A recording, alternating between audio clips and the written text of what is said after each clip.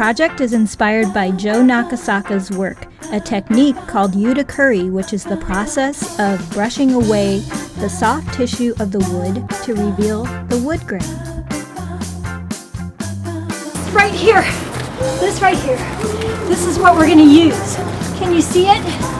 It's big, it's a big spool, and we're going to transform it. It's going to be a table with a lazy Susan on the top.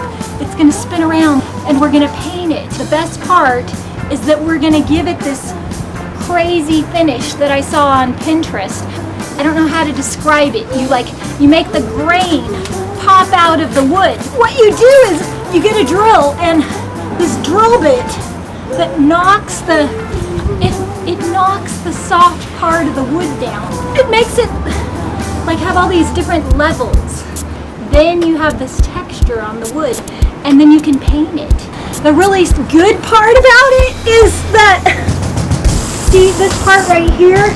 This is where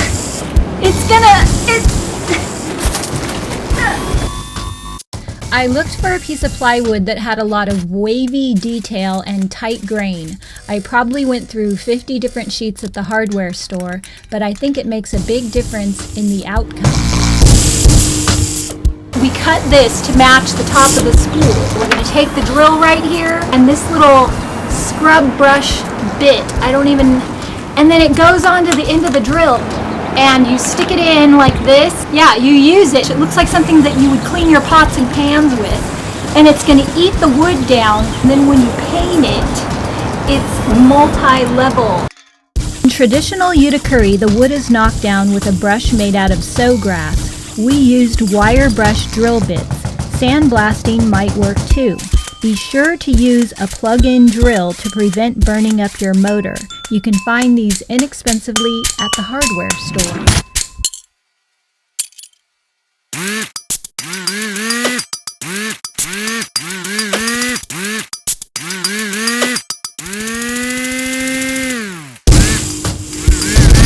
So we're going to take the RIT dye and we're going to pour it all over the wood before we paint it.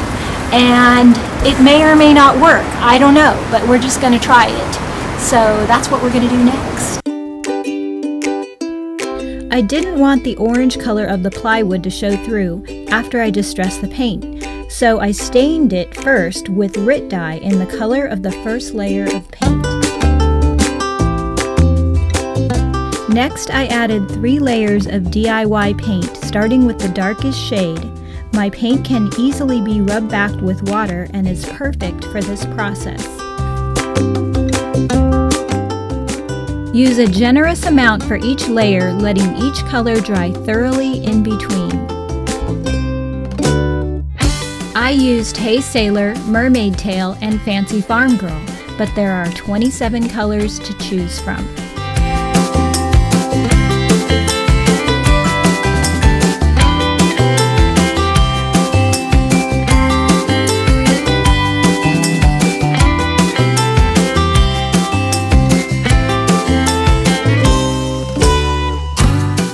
Sponge sandpaper combination.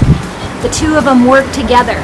The water works as like a mediator or a buffer so that the paint doesn't get angry and scratchy looking. And the 3 different colors of the paint are going to intermingle and outline the groovy wood pattern. This is the best part of the whole project. Dip your sanding sponge in water and begin rubbing back the layers of paint. You will find that the sponge quickly fills with paint and you will need to rinse it out several times during this process. Keep a damp cloth close by and continue wiping back the excess paint until you are happy with the way that it looks.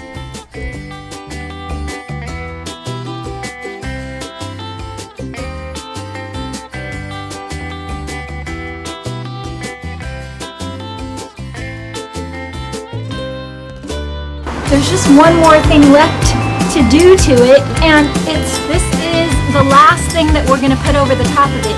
It's crystal clear chandelier, and it's our liquid patina. It's what you use when you want it to look like you waxed it, but you don't want to wax it.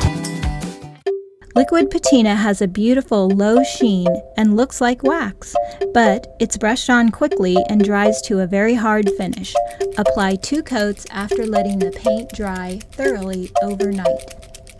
We're going to take the top of it with the Lazy Susan and we're going to attach it to the spool, and then it'll spin around, and then we will be finished with it. And that will be it. And that's how you do it. That's it. That's all we have to do next. We took apart the mechanism from another table and used it in our project. You can also buy Lazy Susan parts at the hardware store.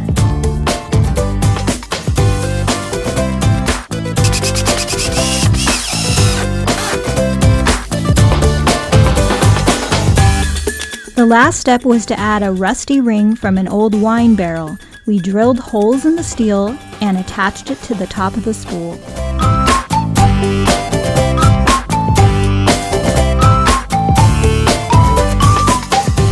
Here it is, it's all done, and I think it turned out really good.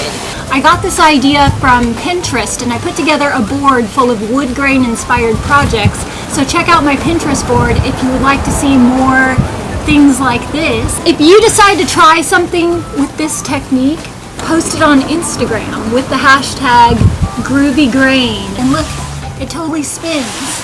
And it's still heavy.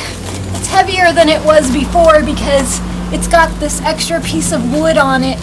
But look, and then, oh yeah, I did this to it. I just used my new paint color. It's called Weathered Wood, and it's like this gray-brown color. And it looks like a stain because I wanted it to look like old wood that's been outside for a long time. So in the next video, I'm going to show you how to do that, but I didn't want this video to be too long. Yeah, so subscribe to my channel if you want to see the next video. It looks like old barn wood now. Oh, wow, that was heavy. Let me know in the comments where you live and if you have a DIY paint retailer in your neighborhood. You can find out by clicking the link below. And if you're interested in selling DIY paint, contact me at debbiesdesigndiary.com. Thanks for watching.